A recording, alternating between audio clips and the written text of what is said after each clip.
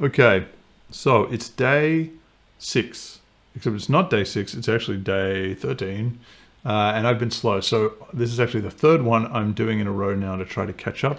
Let's see how we go. My name's Toby, and this is doing the Advent of Code 2024 in v4 Gamma. All right. So the historians use their fancy device again, this time to whisk you all away to the North Pole prototype suit manufacturing lab in the year 1518. A guard is patrolling this part of the lab. Maybe you can work out where the guard will go ahead of time. You start by making a map of the situation. The map shows the current position of the guard here, and the guard is currently facing up. Any obstructions are shown as a hash. Lab guards in 1518 follow a very strict patrol protocol which involves repeatedly following these steps. If there is something directly in front of you, turn right 90 degrees, otherwise take a step forward. Following the above protocol, the guard moves up several times until she reaches an obstacle up here. In this case, that doesn't matter. Because there is now an obstacle in front of the guard, turns right.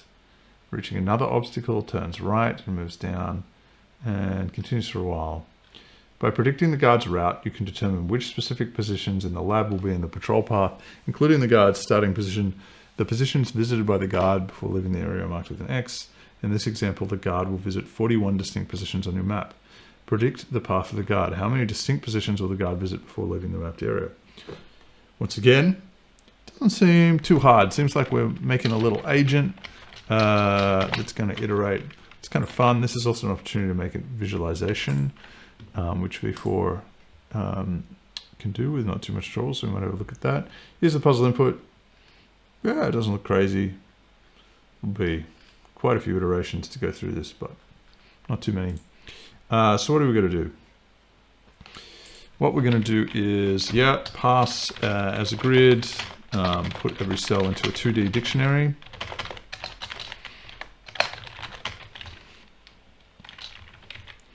During the passing, note the location of the, what's that even called? That little character, the upwards character, as the guard's starting position.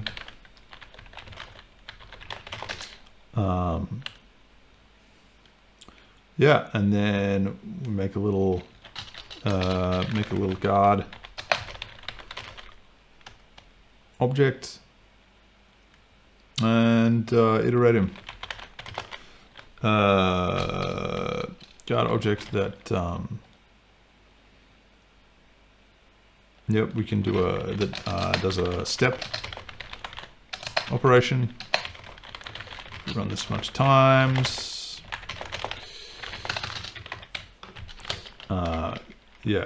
On each step, check the direction of the guard. Go in one step that direction, unless it's occupied. It says it turns, and it was like 2 rules.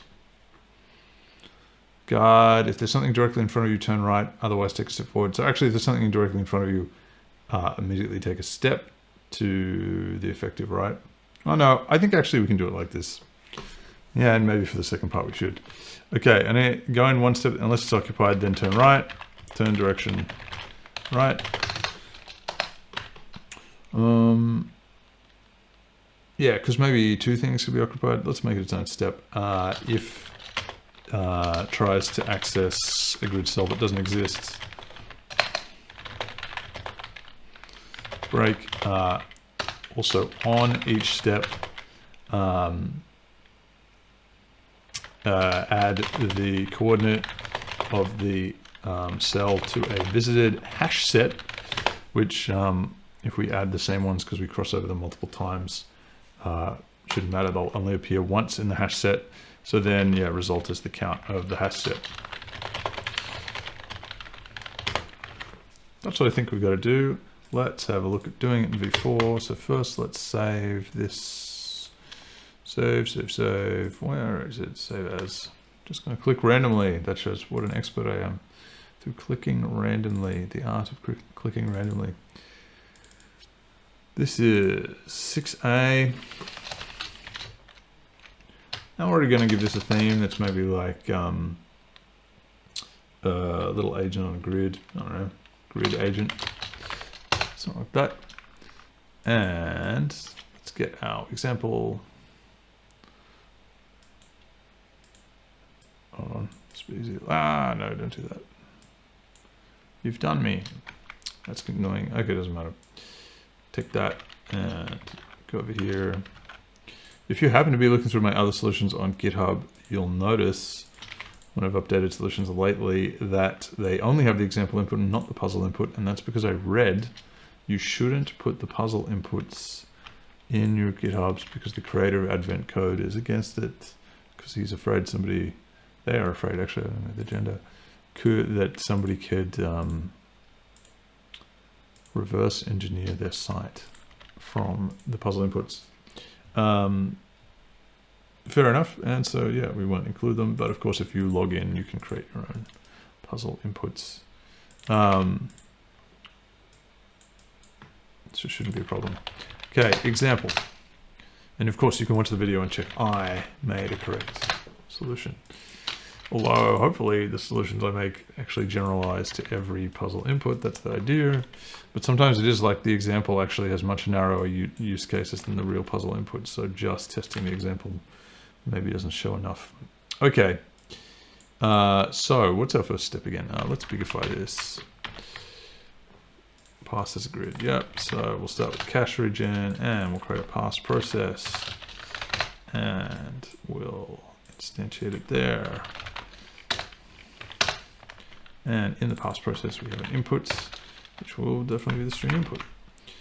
And connect that there, connect that there. Put them all in a nice line and run that every frame so we can do some live debugging of this. Okay, so this input, first we want to, for a grid passing, I probably am doing grid passing so often in this, we could make a little reusable operation, to be honest. Because I think this is going to come up again. Pass as grid.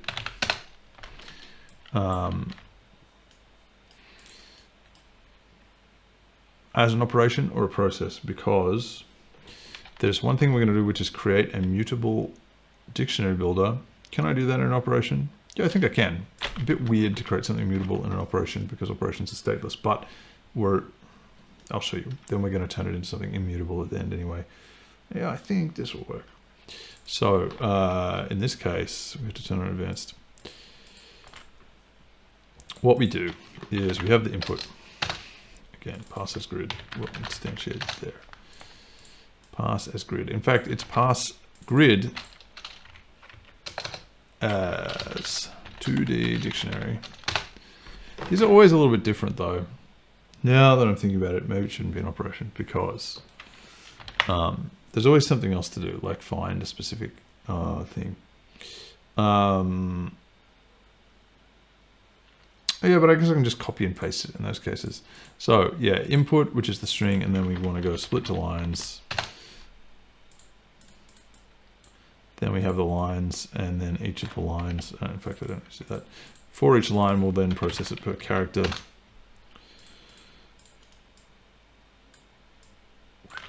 Control L, whoops, what's that? Per character, and then per character we want to go. Yeah, I'll have to copy and paste this between different things anyway, so I can just modify it as needed. Still get me ahead. Pass grid is 2D dictionary, and then we'll go for each cell. That'll now do for each character per line, which is effectively for each cell in the dictionary. And then we have to create a dictionary, and because there'll be many cells, dictionary builder makes sense. We're going to create one, and then it should be cleared actually already if we're creating it empty. This, yeah, there's a small performance advantage if you're doing this a lot, that you would actually have a pad that permanently has the dictionary builder to save actually creating a new one. So it says specifically it can reuse the same memory. But actually we only really want to run this pass once. It's not something in a application that actually runs frequently, so this is fine. Okay, and then we want to add by key and value to the dictionary builder, and the key is going to be an integer 2, which is, not, as opposed to the other way integers are named, I should explain this. Integers are normally named like int32, int64, which is how like how many bytes or how many bits make up the integer, so its value. Int2, 3, 4 are actually like vector 2, 3, 4. It's an int with two integer 32s, very handy for representing x and y on a grid, for example. Then the index of the outer loop is per row, so that's y, and the index of the inner loop is x. Not actually running because it's not actually typed yet, because it's not the type of the value, and in this case the character is the value. And the dictionary is going to be two immutable, and result. Then we have, yeah, I'll call that dict. Okay, and then as usual we have a special thing we want to do. In this case we want to say when the character equals maybe I'll put like match char, and I'll make it a this thing, and when it does, we want to save that position as a special one-off position. You can just do that this way. Whoops. We can just do that this way. So when that's true, then you'll trigger this if box. And what that is going to do is save the current coordinate to a special accumulator.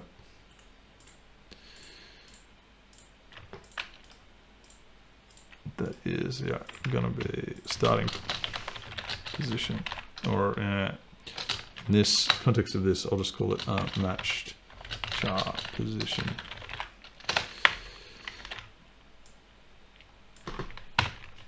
Okay, so now, yeah, we basically have those dictionary. We'll just put that. You're not seeing my keyboard shortcuts once again. Let me just bring that back. Because when I hold control, I get a nice shortcut there that creates the input and output pins, extensions, key and mouse display. I think I've, no, there it is. Great. Match char position. Whoops. L, move that over. Neat. Okay, cool. You don't have to run that every frame anymore. Okay, so that's that. Make a little guard object that does a step operation. We run this a bunch of times. So in this case, we create a repeat region. Also, this goes in a cache. Maybe I'll create a process that's like, I don't know, calc path. A few ways to do this, but yeah, let's do it this way. Record called guard. No, actually a class called guard. Okay. Dictionary goes in here. And the int2 comes in here, which is the starting position, calc path, and then input dict, input starting position,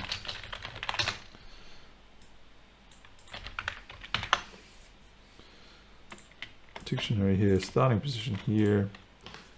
Run this every frame to make it easy to debug for now. So we create a guard. It's the first thing we do, and the guard has a property that is called position, and it's an int2, and I press Control K will give me a create and split on that. So starting position is where the guard goes, and then we repeat many times. We'll just call it 1,000. For now, we repeat an operation where the guard will step, and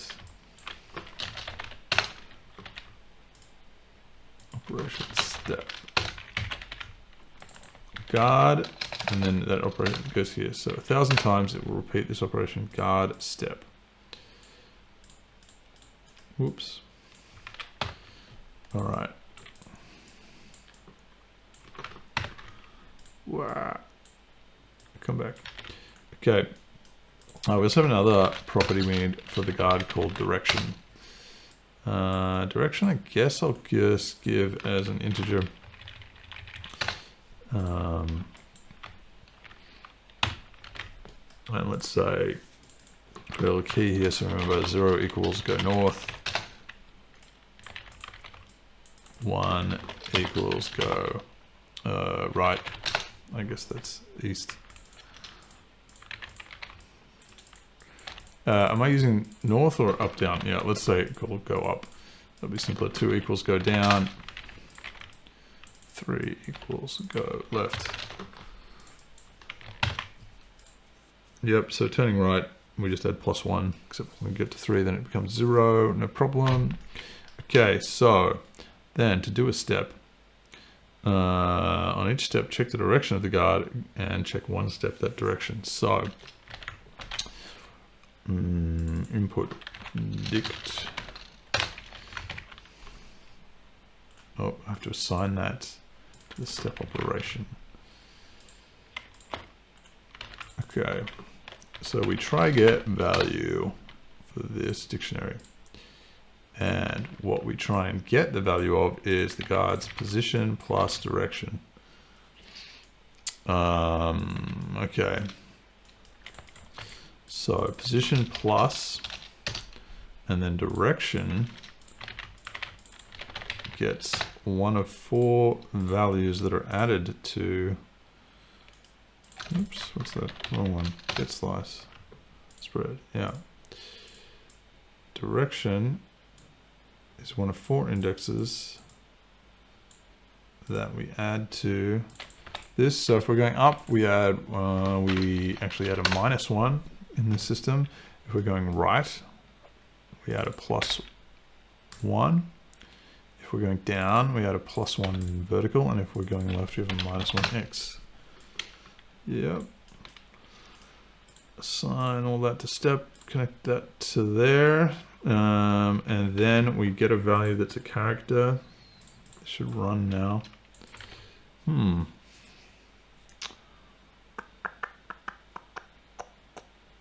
Character V, I wasn't expecting a V.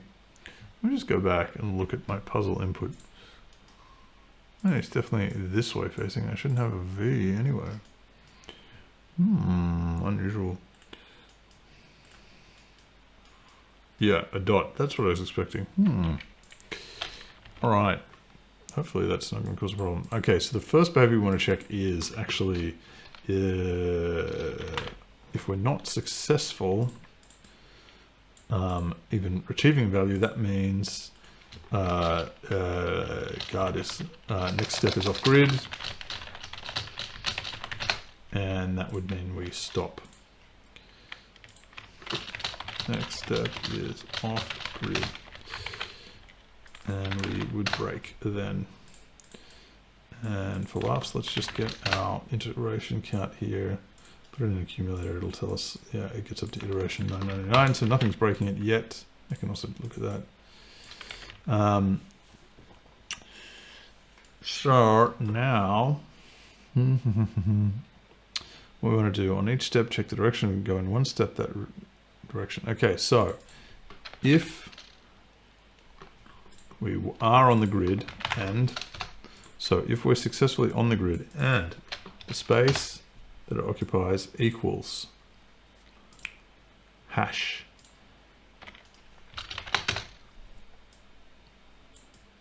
then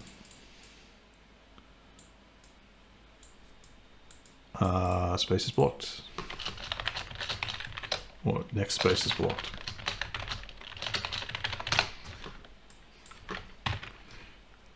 Oops. We'll build what happens next, but first let's build the rest of the condition tree. Let's do and not. So again, this has to only happens when and we did retrieve a value and it's not a hash. This will account, also note the starting character is not a period, it's the thing, but we can cross over the starting space again. Oh, and it did say including the starting space, I think, needs to be added. So let's just make a note here. Ensure starting space is included. So actually maybe the very first thing we should do when we step before anything else is add the current position to the hash set. Let's do that back out here. Guard, split. And then let's create this hash set.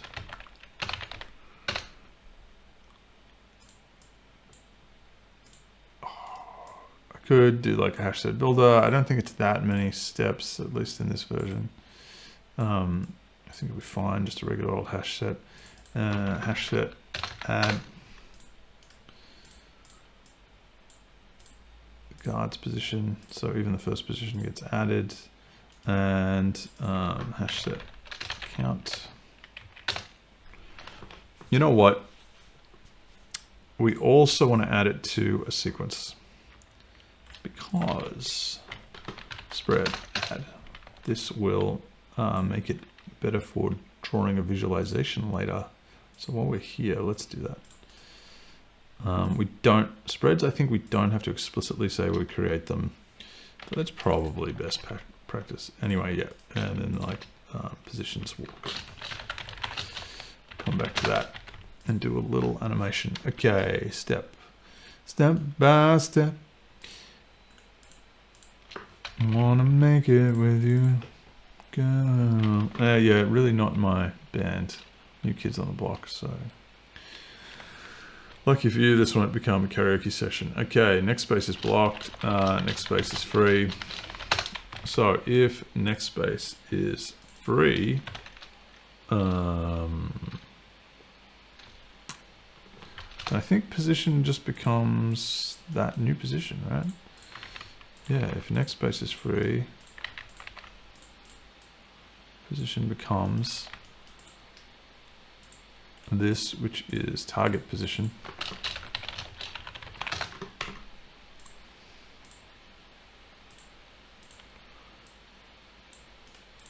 Assign. We're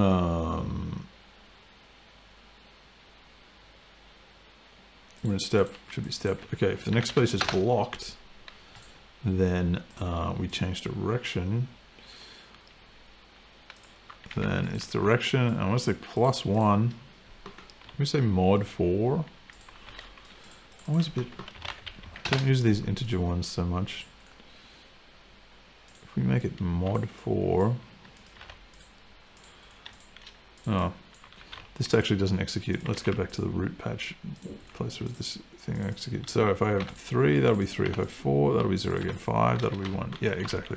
So mod 4 should actually mean we add, so we can always add +1 to direction, and if we do mod 4, modulo 4, then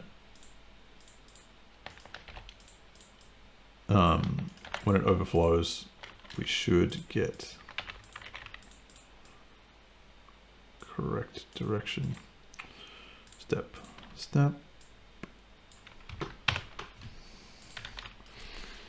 I think that's it.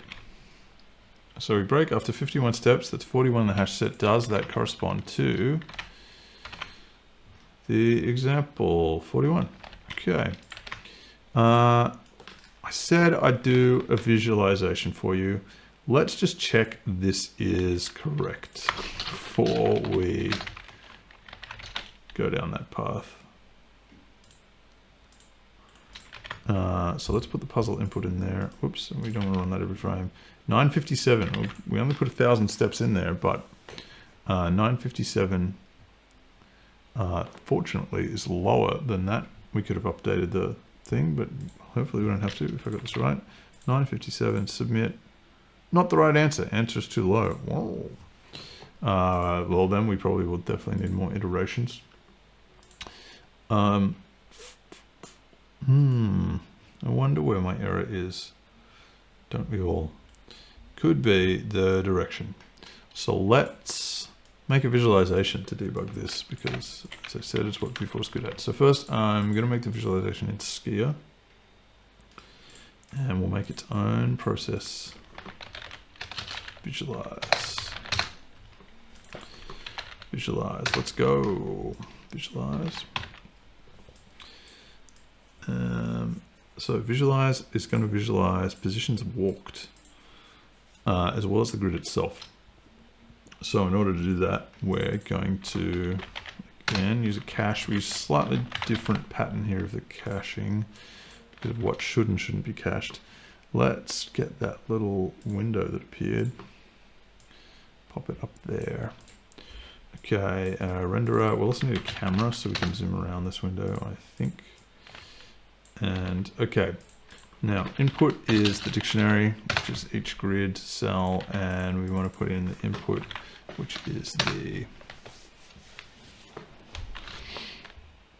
path cells. Let's have a look. So cache, dictionary. So dictionary, we want to just get all the values. And basically draw a bit of text at their position. And actually, we want to get key values. We want to get both. Key value pairs. Yes, remembering now. Okay, for each value in the dictionary. So if you take a dictionary and put it on a, check it, run its iterator, which means put the splicer there. In this case, what you'll get is a loop of 4 value pairs. Because I haven't typed this, it's a bit of key value pairs, sorry. And you can split those to get the key and value together.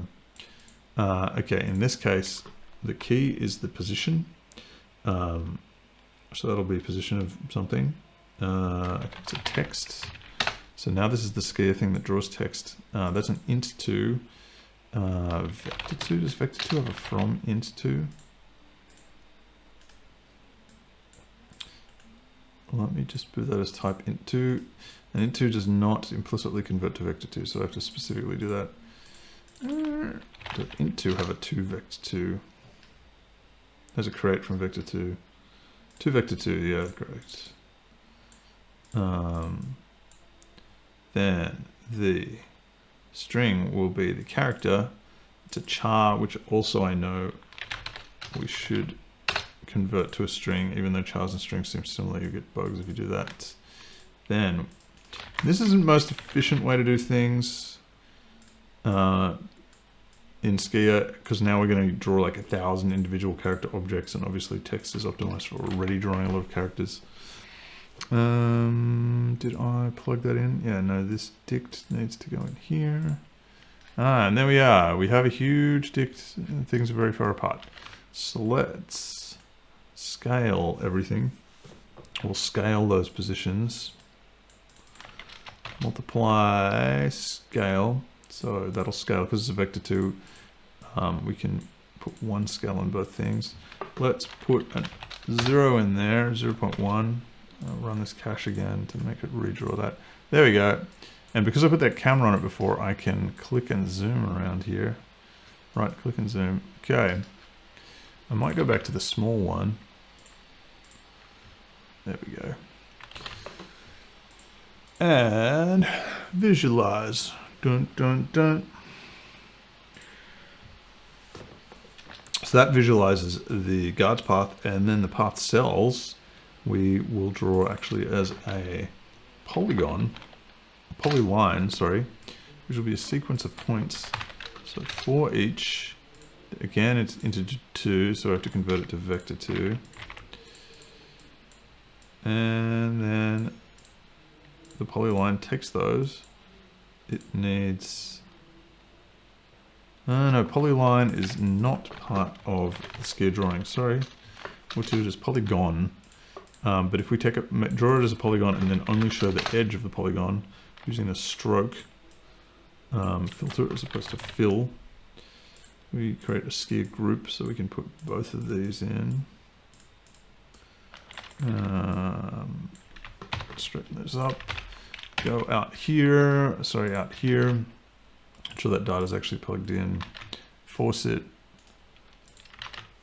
Why ain't you drawing? 55, 45. Oh, I need to do this same scalar scaling to this data, or that's going to be wildly way too big. There we go.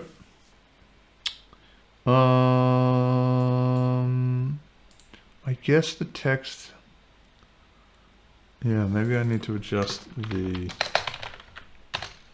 So that's like the center of each cell. Otherwise that's a little bit confusing visually.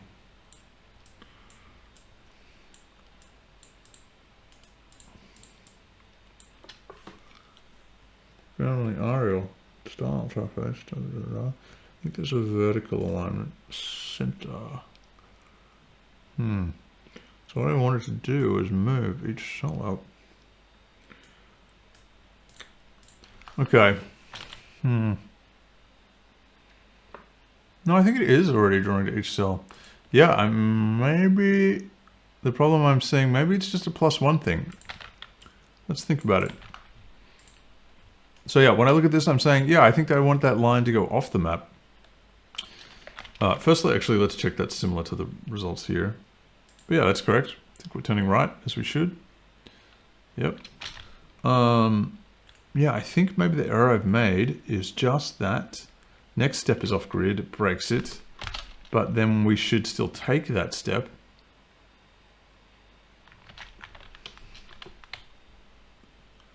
So, but then, was 41 right? Did I screw this up originally? 41 distinct positions. Yeah, no, I don't think I did screw that up. Because I would have got the same wrong answer here. Let's have a look at this one.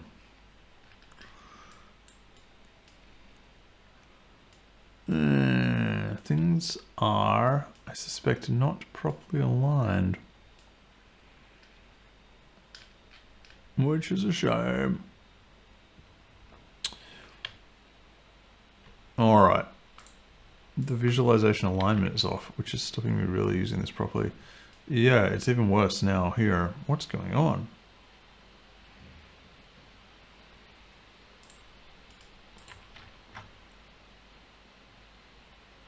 Alright, first thing I'm going to do is draw a border around each of these cells. Is there a easy way to do that on the text? No, I think I have to do a rectangle.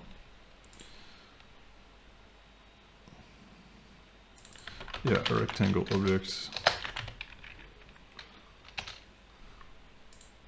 Also has the same position and has a stroke. And because we're drawing two objects in this loop, we also need a group here. The group spectral, by the way, adds up everything drawn in the loop. Stroke. Let's set this to draw every frame so I can live change these things. Yeah. Why is the text drawing like wildly different? If I delete that font paragraph, it's a bit better. Font paragraph, if I apply that, appears to be applying some kind of scaling. It shouldn't be.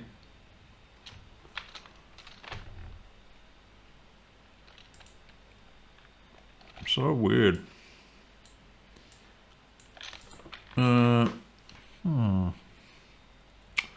What is happening? So first we want very small cells. Yeah, I see what I've screwed up. And yeah. So if they're like 10 by 10s, that's more like it. All right, and let's try font and paragraph one more time here. Also make that darker. Sorry, that was my screw up. The grid was drawn much bigger than it needed to be. If we put font and paragraph there, yeah, everything moves up really much too far. Baseline, top, center. Yeah, well, was that what we selected before? I thought that was correct. I suppose that's sort of where the characters draw. And then what I'm going to do is apply a fixed shift to each of these. So I can kind of get the characters more. There's like a character drawing bug here. Particularly that start position looks a bit off. Period is not a great character to draw like this. Yeah, particularly look, there's a shift. Is that? Oh, that's closest to correct.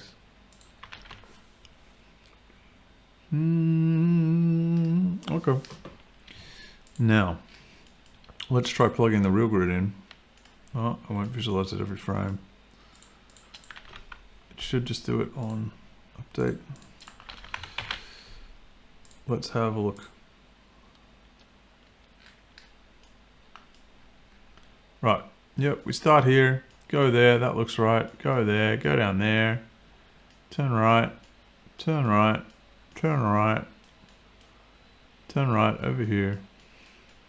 Go through that middle line, turn right, turn right. We're looking pretty correct. Turn right. Turn right, turn right. Ah, yeah, we're just not running enough iterations.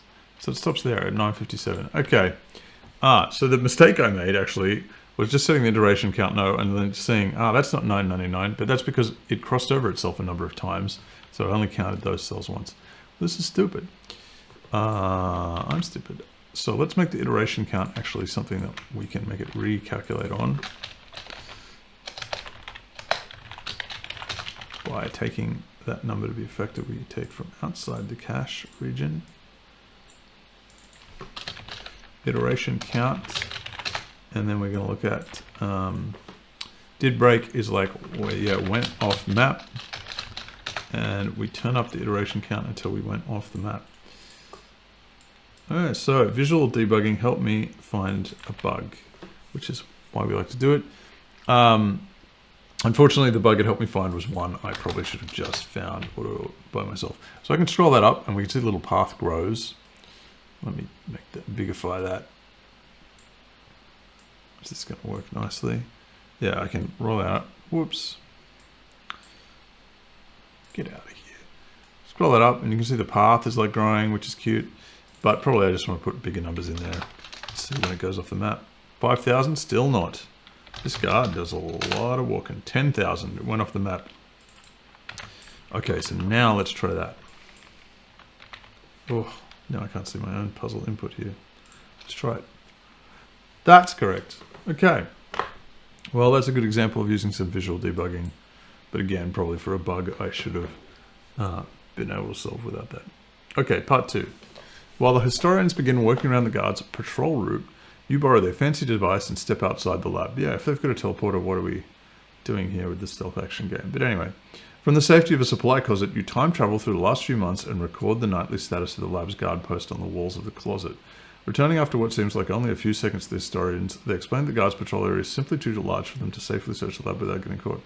Fortunately, they're pretty sure that adding a single new obstruction won't cause a time paradox. They'd like to place the new obstruction in such a way that the guard will get stuck in a loop, making the rest of the lab safe to search. To have the lowest chance of creating a time paradox, the historians would like to know all the possible positions for such an obstruction. The new obstruction can't be placed at the guard's starting position. The guard is there right now and would notice.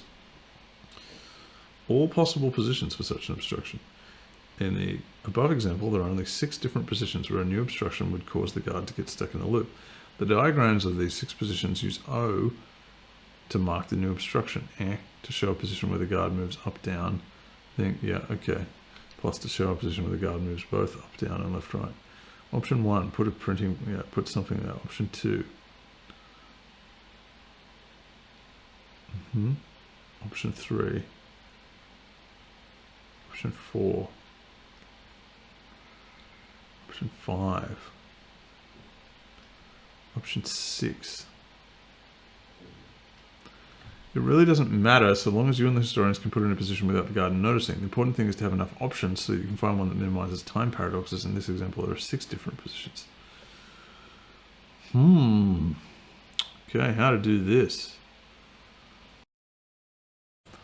Okay, so day 6, part 2, I've got to admit, gave me a lot of trouble, and more trouble than I expected. And that's because I conceptually screwed up a few things. So rather than watching me take a very long time to realize my mistakes, I think this one's better to go through a retrospective of what I did. But for fallibility's sake, I will admit I tried many things, and then I wasn't too proud. Had to check out subreddit in the end, and didn't look directly at other people's code, but just checked conceptually what they were doing. And yeah, I'd made a conceptual error, which I'll cover in a minute. But what I also did on the way to debugging it was made a great visualization, and I'm happy with my debugging steps in principle that, you step through each step and sometimes make a visualization of what's going on. I'm going to get that processing, which takes a little while I talk about this. Hopefully you've got enough resolution to see it. So up in the top right, you can see it stepping through various solutions. and trying to find each one, and you can see it here counting. This is where the final result comes in, the kind of unique blocker positions that would form a loop. I also note I've restarted before. It seems to be running a lot faster than it did, meaning my solution was probably developing quite a few memory leaks as well. So there we go. Actually, it already finished in 21 seconds. It was like 220 seconds or something the last time I ran it before. Okay, it goes to show you've got to address your memory loops. All right, so what's going on here? We've got the pass at the top, which is, I think, pretty similar to last time in 6a. Is there a minor difference here? I think basically not. Yeah, we still build basically a 2D dictionary. Then this time the calculate path is in, instead of a cache, in an async task region. Async task basically says to the computer, hey, do this whenever you like, but not in the same loop as our main loop here, at least as I understand it. And the nice thing about this is if this is something that's going to take multiple seconds, we can actually easily then sort of time it. We also have a visualization which is being drawn here in Skia that visualizes the whole thing. And that was very useful for me. I could also, it'll either show the most recent path the guard took, or I can go to particular steps in the guard's path and check what happened. And that was quite useful for bug testing. A few times I went through and found, yeah, the path was making a loop, but it was actually running out of steps because it was running its loop forever instead of detecting that it was in a loop and stopping. A few things like that. Let's look at the actual path calculation. So here, like last time, we repeat it. We have an iteration count. I set it up to a maximum of 10,000 worked. And then this time we also have an inner loop. So the guard steps is the main thing that happens each one of these outer loops. But then there's an inner loop. Each time the guard steps, we then simulate if there was a block in front of them, what would they do? And the conceptual mistake I made a couple. The first conceptual mistake I made was that it's actually not really a raycast. It's actually the guard walking a whole new path. It's not like a ray. The path itself will hit blocks and then continue. And that might make a loop that connects with the original path, or it might make a loop that's a whole new kind of loop, like bouncing off 4 objects, for example. The other mistake I made was I just tested if I put a blocker there and started a array, what would happen. But sometimes putting a blocker there would create a problem where the guard would actually never get to that position because I would have blocked an earlier version of the path where it crosses over itself. So what I had to do was simulate not just from that position, but actually from if there was a blocker here on the guard's path, then what would happen if they walked from the start? If there was a blocker at the next from the guard's path, what would happen if they walked from the start? The way this works is that there's a ray init that happens for every loop of the guard step. That takes the starting position, same direction.